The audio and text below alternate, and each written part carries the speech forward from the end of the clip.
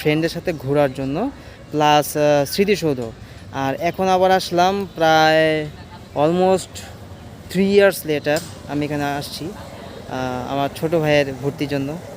R basically finally I am very happy because of আমার ভাই এখানে চান্স পাইছে জাহাঙ্গীরনগর ইউনিভার্সিটি।